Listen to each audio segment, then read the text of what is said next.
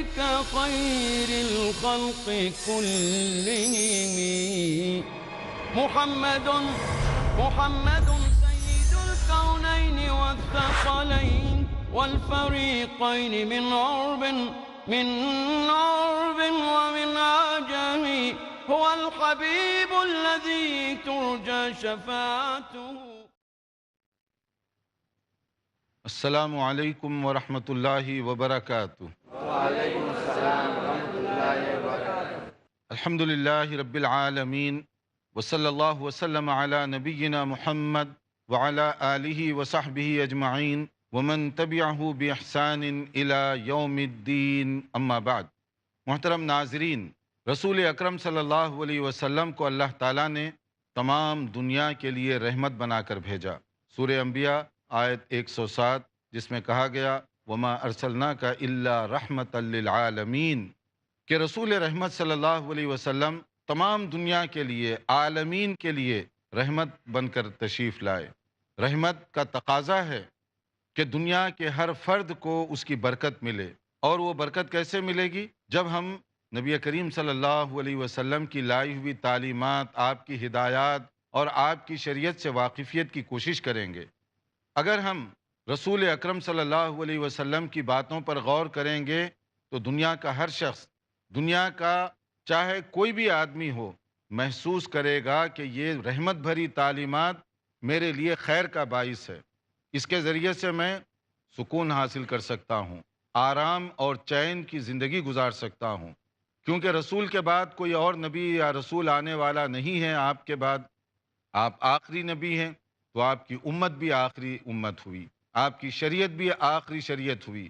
قیامت تک کے لیے اگر کوئی رحمت حاصل کرنا چاہے، کامیابی پانا چاہے، آخرت کی نجات کا مستحق بننا چاہے، تو اس کے لیے رسول اکرم صلی اللہ علیہ وسلم کی تعلیمات پر عمل کیے بغیر کوئی چارہ نہیں ہے.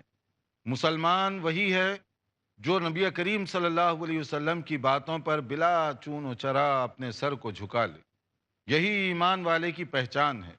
اگر نبی کی بات آئے اور میں آگے سے اپنی مرضی لڑانے کی کوشش کروں، اگر اور مگر میں نبی کی سنت کو ٹال دوں، اف اور بٹ میں نبی کی سیرت کے خلاف کوئی کام کروں، تو اس کا معنی یہ ہوا کہ نبی کریم صلی اللہ علیہ وسلم پر میرا ایمان نہیں، میں آپ کے ساتھ محبت نہیں کرتا.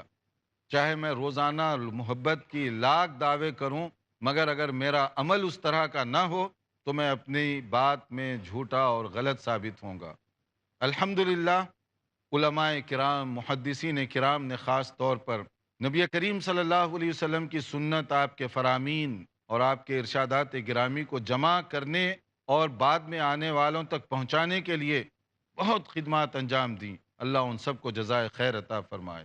ہمارے سامنے جو مجموعہ ہے یہ بلوغ المرام، حدیث کی مشہور کتاب، اور یہ انتخاب، سلیکشن ہے اپنے دور کے مایہ ناز عالم دین علامہ ابن حجر عسقلانی رحمۃ اللہ علیہ کا، جنہوں نے صحیح بخاری کی جو شرح لکھی فتح الباری، ایسی عمدہ شرح لکھی کہ اس کے بعد اس سے بہتر شرح آج تک نہیں لکھی جا سکی.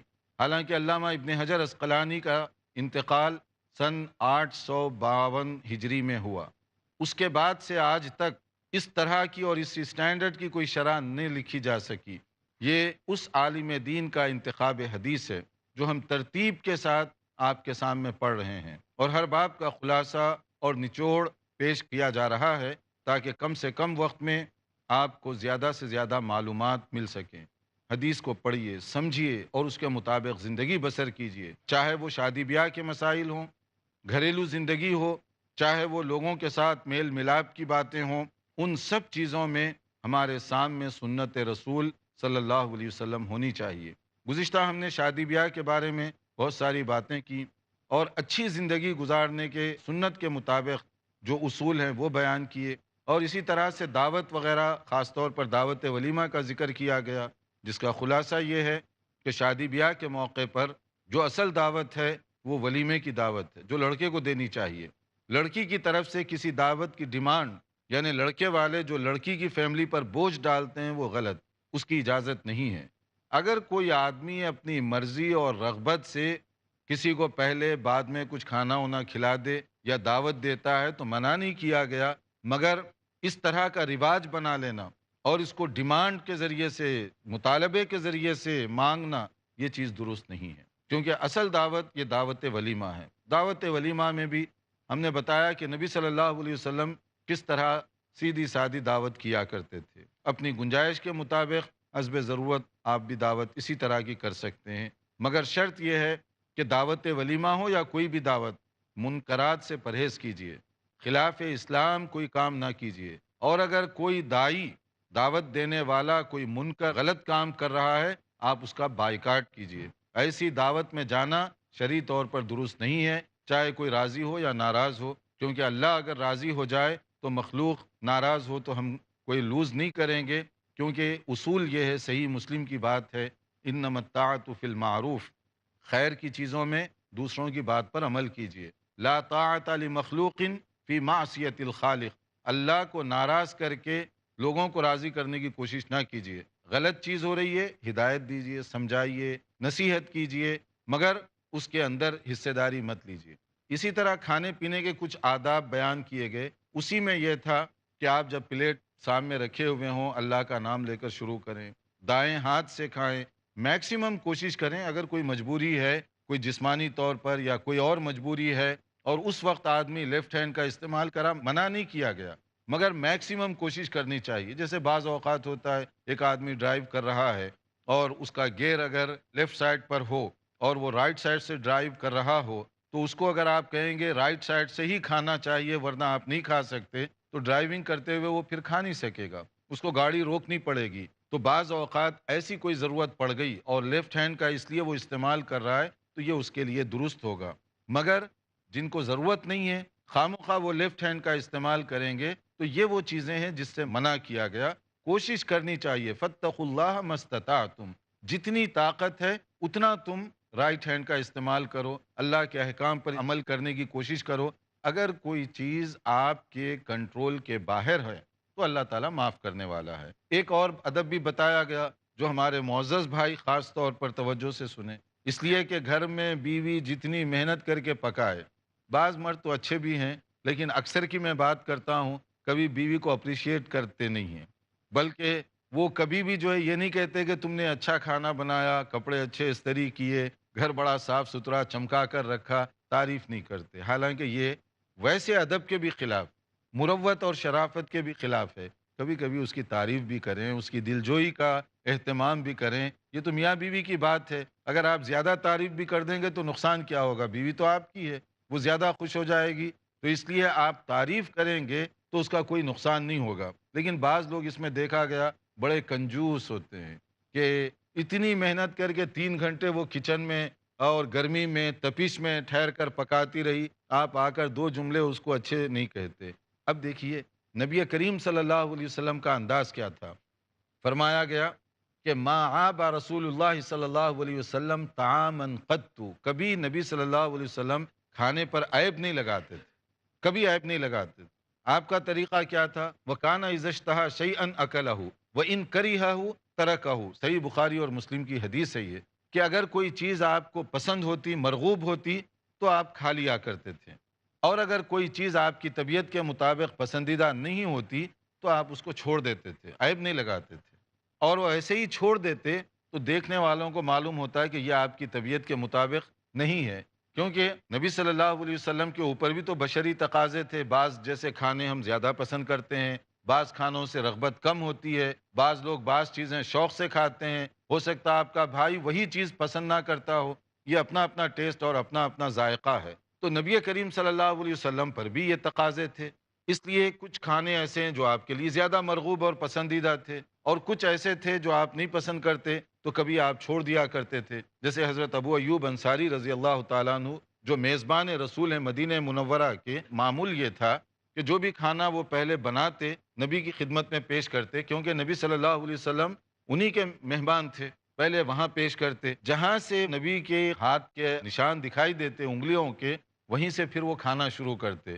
تو ایک مرتبہ دیکھا کہ جو کھانا بھیجا تھا وہ ایز اٹ از واپس آ گیا، اس کا مطلب ہے نبی صلی اللہ علیہ وسلم اس کو نہیں کھائے۔ اب وہ بڑے پریشان ہوئے، دوڑے گئے اور آپ نے پوچھا کیا ماجرا ہے؟ تو پھر نبی صلی اللہ علیہ وسلم نے فرمایا اس کے اندر اصل میں کچھ ایسی چیز تھی جس سے کھانے کے بعد ایک منہ میں بو پیدا ہوتی، اسمیل پیدا ہوتی. تو نبی صلی اللہ علیہ وسلم کیونکہ آپ کی طبیعت بہت نفاست پسند تھے، تو آپ ان چیزوں کو پسند نہیں فرماتے تھے جس سے بعد میں اسمیل پیدا ہو، کوئی اس طرح کی بو پیدا ہو، تو اس لیے آپ نے پرہیز کیا اس سے. ایک یہ بھی ہے کہ دیکھیے نبی صلی اللہ علیہ وسلم نے ان سے کچھ نہیں کہا، عیب نہیں لگایا، بلکہ خاموشی کے ساتھ آپ چھوڑ دیے. تو یہ آپ کا انداز ہوتا تھا. اسی طرح مسجد میں جیسے آداب میں بتایا گیا کہ کوئی آدمی پیاز کھایا ہوا ہے، کوئی آدمی جو ہے لہسن کھایا ہوا ہے، تو یعنی آنین ہو یا جنجر ہو یا گارلک ہو، یہ چیزیں کھا کر آپ مسجد میں نہ آئیں جب تک کہ منہ صاف نہ کر لیں، دھو نہ لیں، کیونکہ اس کی وجہ سے آپ دوسروں سے بات چیت کریں گے، دوسروں کو تکلیف ہوگی یا کم سے کم فرشتوں کو تکلیف ہوگی. اس کا خیال رکھنے کا حکم دیا گیا. تو یہ نبی صلی اللہ علیہ وسلم کا انداز تھا کہ کھانے پر عیب چینی مت کیجیے. یہ اور اس طرح کی چیزیں ہیں. تھوڑا سا انتظار کیجیے مزید باتوں کے لیے. وقت ہوا ہے ایک مختصر بریک کا. محمد سيد الكونين والثقلين.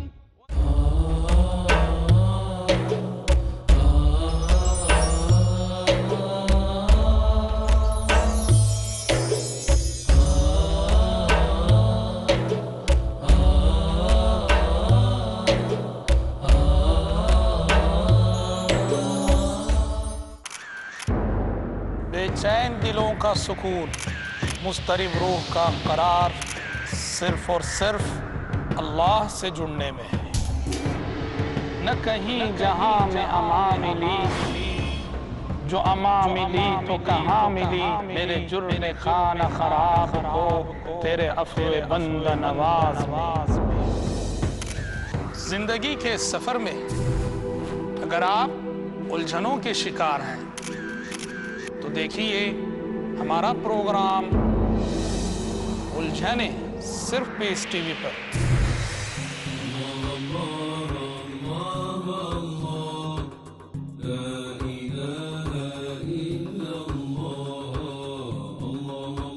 کیوں بندوں کو رکھنا چاہیے اپنی تمام پریشانیاں صرف اللہ کے سامنے. الجھنے ہر جمعرات رات 8:30 بجے اور دوبارہ دوپہر 12:30 بجے انڈیا میں پیس ٹی وی اردو پر.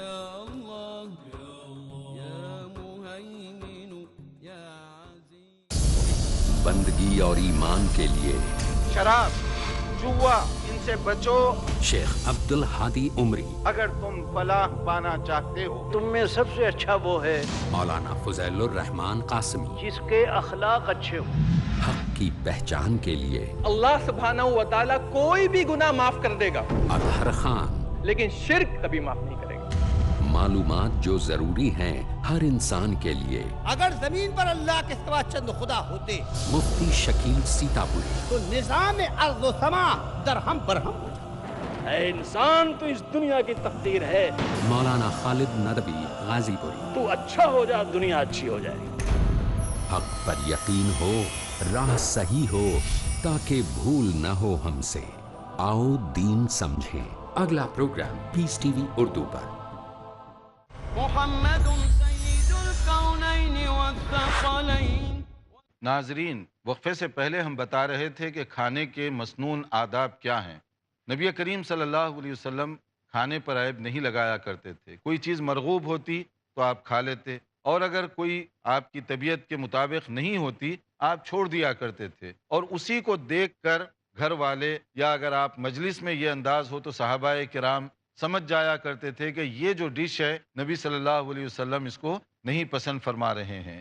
سنت پر عمل کرنے کی ہر جگہ خیر اور برکت ہی ہوگی، اس سے کبھی آپ کو نقصان نہیں ہوگا. تو اب بعض لوگ، خاص طور پہ آپ نے چھوٹے بچوں کو دیکھا ہوگا، گلاس میں پانی لیتے ہوئے اسی سے سانس بھی لیتے ہیں، اسی وقت وہ پی بھی رہے ہیں. تو اس سے منع آپ نے فرمایا. ایسے ہی جو لوگ برتن میں، پیالی میں یا گلاس میں پھونک مارتے ہیں، اس سے بھی آپ نے منع فرمایا. جیسے آپ نے دیکھا ہوگا بعض لوگ چائے رکھی جائے سامنے تو اس کو پھونک پھونک کر پیتے ہیں. یہ غلط بات ہے، اس سے منع کیا گیا. اسی طریقے سے اگر کوئی گرم چیز ہے اور اس کو آپ پھونکے مار کر وہ پیتے جائیں، یہ ادب اور تہذیب کے بھی خلاف ہے، سنت کے بھی خلاف ہے.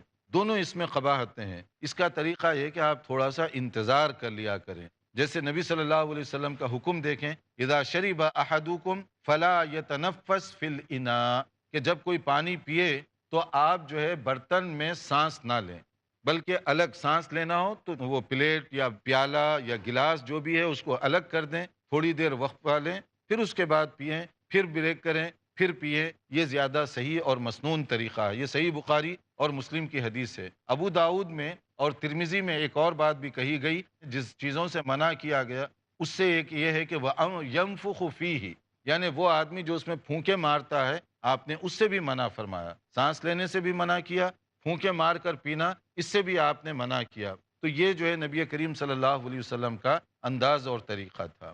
کھانے پینے کے بعد کچھ چیزیں ایسی تھیں جیسے نبی کریم صلی اللہ علیہ وسلم مجلس میں بیٹھتے تو اس کا بھی خیال رکھتے تھے۔ جیسے آپ نے فرمایا کہ مثلاً دوست مل کر بیٹھے ہوئے ہیں اور سامنے کچھ چیزیں رکھی ہوئی ہیں تو آپ دوسروں کا خیال کرتے ہوئے بھی کھائیں، ورنہ یہ انداز جو ہے غیر شائستہ انداز ہے، گریڈینس، لالچ کا انداز ہے کہ مثلاً ٹیبل پر سب چیزیں رکھی ہوئی ہیں لیکن آپ ایسے کھا رہے ہیں جیسے آپ اکیلے دسترخوان پر ہیں اور دوسروں کا خیال نہیں رکھتے، تو یہ ادب کے بھی خلاف ہے، یہ تہذیب کے بھی خلاف ہے۔ اس لیے کہا گیا جیسے اب دوست بیٹھے ہوئے ہیں، کھجوریں ڈال دیے تو منع کیا گیا کہ آپ منہ میں 2 3 کھجوریں ایک وقت میں مت کھائیے، ایک ایک کر کے کھائیے۔ لیکن اگر آپ 2 کھانا چاہتے ہیں تو دوستوں کو بتا دیجئے کہ میں ذرا فاسٹ ہوں یا مجھے زیادہ ضرورت ہے، تو اس طرح سے تو آپ کھا سکتے ہیں، لیکن یہ ایک ادب اور شائستگی کے بات ہے۔ اور اسی طرح سے بعض اوقات ایسے بھی ہوتا ہے کہ کھانا آپ کے سامنے تو رکھا ہوا ہے وافر مقدار میں، لیکن اس کے اندر اگر کچھ ایسے لوگ ہیں جو غیر شائستہ انداز اختیار کیے ہوئے ہیں تو اس کی وجہ سے دوسروں کو بھی تکلیف ہوگی۔ تو جب دوسروں کے ساتھ بیٹھیں تو آپ تہذیب کے ساتھ، شائستگی کے ساتھ ایسا انداز اختیار کریں جس سے دوسروں کو تکلیف نہ پہنچتی ہو۔ جیسے آپ نے دعوتوں کے موقع پر بعض لوگوں کو دیکھا ہوگا، ڈش آ رہی ہے، ان کی کوشش ہوتی ہے کہ سب سے پہلے رکھنے سے پہلے اپنا ہاتھ ڈالیں۔ اور اسی طرح بعض نکاح کی محفلیں ایسی ہوتی ہیں کہ ادھر ایجاب و قبول ہوا اور لوگ دلہے میاں سے ملنے کے لیے اٹھتے ہیں، لیکن بہت سارے لوگ کہتے ہیں دلہے سے بعد میں ملاقات کریں گے، پہلا نمبر ادھر لگاؤ کھانے کی طرف، کیونکہ کھانا اب شروع ہے، کیونکہ ایجاب و قبول ہو گیا۔ اب دلہا اپنی مجلس سے اٹھ گیا تو اس کے بعد کیا ہوتا ہے، عموماً کھانا سرو کرتے ہیں لوگ، اور اس میں کچھ لوگ ایسے ہیں وہ کہتے ہیں دولہے سے بعد میں دیکھا جائے گا، پہلے کھانے پہ پڑو۔ تو یہ جو انداز ہے کہ جیسے کھانا ملے گا نہیں ملے گا، ٹوٹ پڑنے والا انداز، یہ چیز جو ہے ویسے بھی درست اور شائستگی کے خلاف ہے۔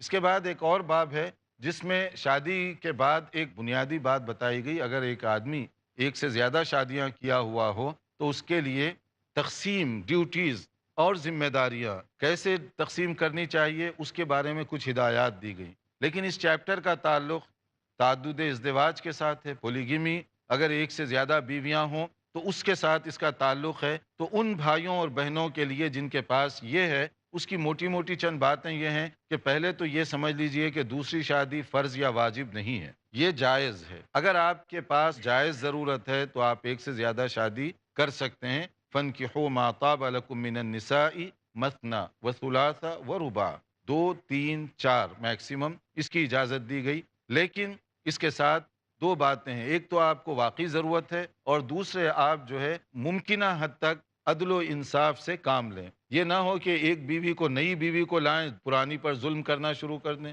اس کے ساتھ بے انصافی کا معاملہ کریں، عدل نہ کریں، تو اللہ تعالیٰ کے پاس یہ سخت ناپسندیدہ بات ہے، بلکہ موجب عذاب بن جائے گی کہ آپ عدل نہ کریں، انصاف کے تقاضوں پر پورے نہ اترتے ہوں۔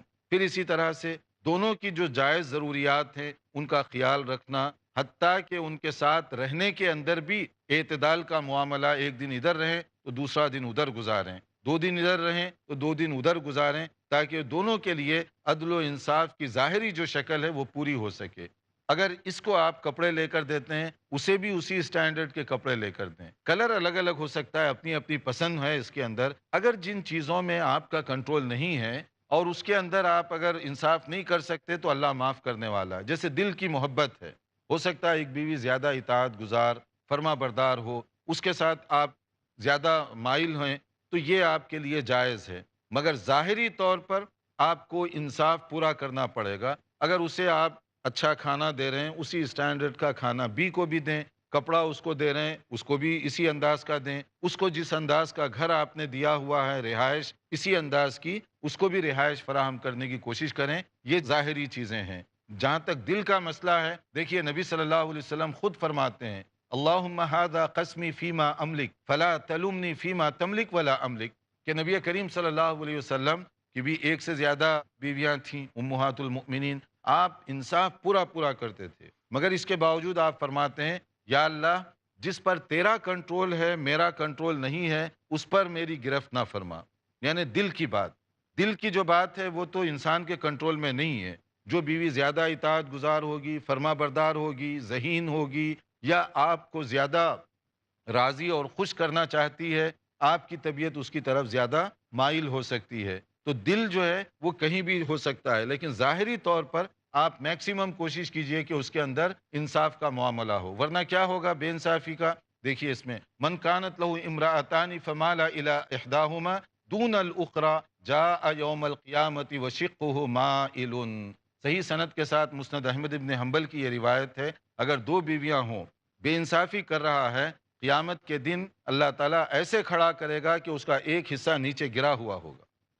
یہ اس کی علامت ہوگی کہ یہ وہ آدمی ہے جس نے اپنی بیویوں کے ساتھ بے انصافی کی، اور اس کے بعد پھر اس کا معاملہ اللہ تعالیٰ جیسے بھی چاہے اس کو گناہ دے۔ اس لیے کوشش کرنی چاہیے اگر کسی کے پاس اس طرح کی کوئی بات ہو، پورا عدل اور انصاف سے کام لیں۔ یہ اور اس طرح کی اور بھی بہت ساری باتیں ہیں، لیکن ہم انشاءاللہ تعالیٰ آئندہ لیکچر میں اس کو کور کرنے کی کوشش کریں گے، کیونکہ ہمارا وقت پورا ہو رہا ہے۔ تو یہاں اگر کوئی آپ کا سوال ہے تو پہلے آپ پوچھ لیجیے۔ السلام علیکم۔ وعلیکم السلام۔ کیا شریعت کبھی کسی حالت میں کھڑے ہو کر کھانے پینے کی اجازت دیتی ہے؟ ہاں، شریعت کھانے پینے کے مسئلے میں کیا کھڑے ہونے کی اجازت دیتی ہے؟ جی ہاں دیتی ہے۔ شرعی نقطۂ نظر سے اگر کوئی آدمی ضرورتاً پانی پینا چاہے یا کھانا چاہے تو اس کے لیے جائز ہے۔ آداب میں یہ بات ہے کہ وہ بیٹھ کر کھائے، جیسے کہ نبی صلی اللہ علیہ وسلم ٹیک لگا کر کھانے سے آپ نے منع فرمایا، لیکن زمزم کے کنویں پر جب آپ تشریف لائے تو آپ کھڑے ہو کر زمزم کا پانی وہاں پر آپ نے پیا، تو اس میں معلوم یہ ہوا کہ کھڑے ہو کر بھی پیا جا سکتا ہے۔ اسی طرح سے حضرت عبداللہ ابن عمر رضی اللہ عنہما بیان فرماتے ہیں کہ ہم چلتے ہوئے کھڑے ہوئی پوزیشن میں کھایا بھی کرتے تھے، پیا بھی کرتے تھے، حسب ضرورت۔ بیٹھ کر کھانا، بیٹھ کر پینا یہ آداب میں داخل ہے، لیکن ضرورتاً اگر کوئی کھا لے تو جائز ہے، اس کے لیے روٹین نہیں بنانا چاہیے۔ السلام علیکم۔ وعلیکم السلام۔ ایک لڑکے کی شادی ہو رہی ہے اور وہ شادی میں لڑکے کی تو مرضی ہے کہ ہم اپنی بارات یا ہم جہاں پہ شادی کر رہے ہیں وہاں پہ ہم کچھ ڈیمانڈ نہیں کریں گے کھانے کی، جیسا کہ آج کل چلتا ہے، لیکن اس کے ماں باپ کی یہ مرضی ہے کہ ہم بیٹا تمہاری شادی میں ہم 100 باراتیوں کو لے کے جائیں گے، اور پلس ہم یہ ڈیمانڈ کریں گے کہ یہ کھانا ڈش ہونی چاہیے آپ کے کھانے میں، کیونکہ ہم فلانے کے یہاں گئے تھے تو ان کے لڑکے میں یہ چیز کھائے تھے، ہم آپ کے شادی میں یہ ڈیمانڈ کرتے ہیں لڑکی والوں کی طرف سے۔ تو ایسے حالات میں جب کہ اس لڑکے کے اوپر فرض ہو جاتا ہے کہ اپنے ماں باپ کی باتوں کو مانے، اور پلس یہ بھی کہ جیسا کہ بی فاطمہ کی شادی حضرت علی سے ہوئی تھی تو اس ٹائم آپ صلی اللہ علیہ وسلم نے ایسے چیزوں کا وہاں پہ انتظام نہیں تھے، لیکن یہ مجبوراً اب یہاں پہ حالات ایسے بن گئے کہ اب اس لڑکے کے اوپر فورس کر رہے گھر والے کہ تمہاری شادی اس کنڈیشن میں ہونی چاہیے۔ تو ایسے ماں باپ کے لیے آپ کیا کہنا چاہیں گے؟ دیکھیے اس سلسلے میں اگر ماں باپ پریشر ڈالتے ہیں دلہے پر کہ ہماری یہ خواہش ہے، یہ کرو یہ کرو یہ کرو، اس میں چیک اینڈ بیلنس کا اصول یہ ہے کہ لڑکے کو بھی چاہیے کہ والدین کو سمجھانے کی کوشش کرے، واضح و نصیحت سے کام لے، شرعی مسئلہ بتائے اس کو، اور اس کے اندر ایسے انداز اختیار کرے کہ والدین کی دل شکنی بھی نہ ہو اور کوئی ایسا کام بھی نہ ہونے پائے جو خلاف شریعت ہے۔ اگر وہ خلاف شریعت کسی کام کے کرنے پر زور ڈالتے ہیں نہ مانیں، لیکن اگر کوئی ایسی چیز ہے جو پسندیدہ نہیں ہے تو والدین کو سمجھائے وہ، تاکہ جو ہے افہام و تفہیم سے یہ بات بن سکے۔ والدین کو بھی چاہیے کہ اپنی اولاد کو مجبور نہ کریں کہ وہ ایسا کوئی اقدام کریں جس سے بعد میں سب کے لیے نقصان ہو، اس لیے وہ کوئی غیر شرعی کام یا غیر شرعی چیز کا مطالبہ نہ کریں بچوں سے، کہ وہ بچے جو دین پر عمل کرنا چاہتے ہیں آپ کی وجہ سے وہ بے دین بنیں گے تو دنیا اور آخرت کی تباہی والدین کے لیے ہوگی۔ آپ السلام علیکم ورحمۃ اللہ وبرکاتہ شیخ۔ وعلیکم السلام۔ اپنے پچھلے درس میں بتایا تھے نا کہ جیسے بیوی کو ہم روک لیتے ہیں مائکے مت جا یا ملنے نہیں دیتے، تو اس تعلق سے کچھ پوچھنا تھا شیخ۔ اگر بیوی کے مائکے والے جو ہیں مطلب سسرال والے شوہر کے، وہ لوگ دین کی صحیح سمجھ نہیں رکھتے، ان کے عقائد خراب ہے، یا ان کے یہاں پر کچھ ایسی چیزیں ہیں جس سے اسلام کو پہلے ڈسٹرب ہوتا ہے بعد میں شوہر کو، تو کیا وہ اس وجہ سے صرف بیوی کو ملا سکتا ہے، وہاں رکنے نہیں دے سکتا ہے؟ دیکھیے، اگر وہ لوگ جو ہے میکے والے کوئی غلط کام کرتے ہیں اس لیے بیوی کو روکنا چاہتے ہیں، تو اس کا طریقہ یہ ہے کہ آپ واعظ و نصیحت بھی جاری رکھیں، کٹ آف نہ ہوں، کیونکہ کٹ آف ہو جائیں گے تو دین کی تبلیغ نہیں کر پائیں گے۔ دین کی تبلیغ جاری رکھیے، تعلقات بھی رکھیے، مگر کم سے کم جائیے تاکہ ان کو فیل ہو کہ آپ اس وجہ سے ان سے زیادہ دوستی نہیں کرتے، لیکن ساتھ ساتھ جو ہے ان کو واعظ و نصیحت بھی کرتے رہیں تاکہ اللہ تعالیٰ ان کی بھی ہدایت کر دے انشاءاللہ۔ یہ اور اس طرح کے اور ہمارے چونکہ بہت سارے سوالات ہیں، مگر چونکہ وقت ہو گیا ہے اس لیے ہم انشاءاللہ تعالیٰ آئندہ لیکچر میں کوشش کریں گے کہ مزید سوالات آپ کے نمٹائے جا سکیں۔ دیکھتے رہیے ہمارا پروگرام۔ والسلام علیکم ورحمۃ اللہ وبرکاتہ۔ مولاي صل وسلم دائما ابدا على حبيبك خير الخلق كلهم محمد سيد الكونين والثقلين والفريقين من عرب ومن